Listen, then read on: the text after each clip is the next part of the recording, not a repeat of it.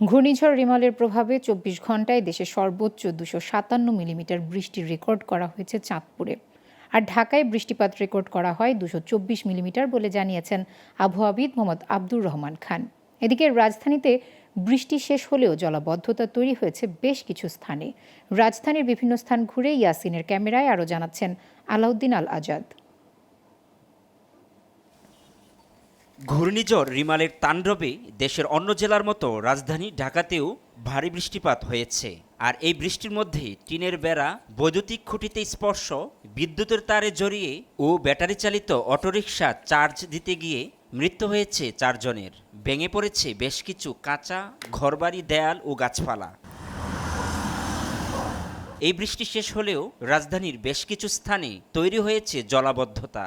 দেয়াল ও গাছপালা ভেঙে এখনও অপরিচ্ছন্ন কিছু রাস্তাঘাট। তাই ঘূর্ণিঝড়ে বিপাকে পড়েছিলেন নিম্নবিত্তের মানুষ। অনেক জায়গায় তলায় গেছিল, গাড়ি পর্যন্ত তলায় গেছে অনেক জায়গায়।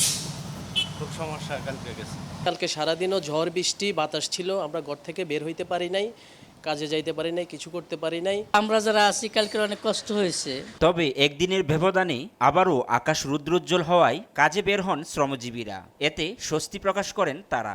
আজকে আল্লাহ রহমত মনে করেন একটু রোদ, তাপমাত্রা ভালোই, যাত্রীও ভালোই আছে। কালকে সারাদিন বৃষ্টি, আজকে আবার রোদের অনেক তীব্র তাপ, এই জন্য ছাতা নিয়ে বেরিয়েছি। আজ আবহাওয়াটা অনেক ভালো, রোদ পড়তেছে হালকা হালকা, তাই মানে যাত্রীও ভালো। এদিকে আবহাওয়াবিদরা জানান, স্থলনিম্নচাপটি উত্তর পূর্ব দিকে অগ্রসর হয়ে সিলেট ও তৎসংলগ্ন এলাকা দিয়ে আরও উত্তর পূর্ব দিকে গিয়ে বৃষ্টি ঝরিয়ে দুর্বল হয়ে যেতে পারে। গত ২৪ ঘন্টায় যে বৃষ্টিপাত রেকর্ড করেছি তার মধ্যে সর্বোচ্চ বৃষ্টিপাত ছিল চাঁদপুরে ২৫৭ মিলিমিটার বৃষ্টিপাত, এবং ঢাকাতে আমরা ২২৪ মিলিমিটার বৃষ্টিপাত রেকর্ড করেছি। অর্থাৎ আমাদের যে বৃষ্টিপাতের রেকর্ড, সেই রেকর্ড অনুযায়ী ১০০ থেকে ২৫০ মিলিমিটার বৃষ্টি অনেক জায়গাতে রেকর্ড করা হয়েছে। আলাউদ্দিন আল আজাদ, গ্লোবাল টেলিভিশন, ঢাকা।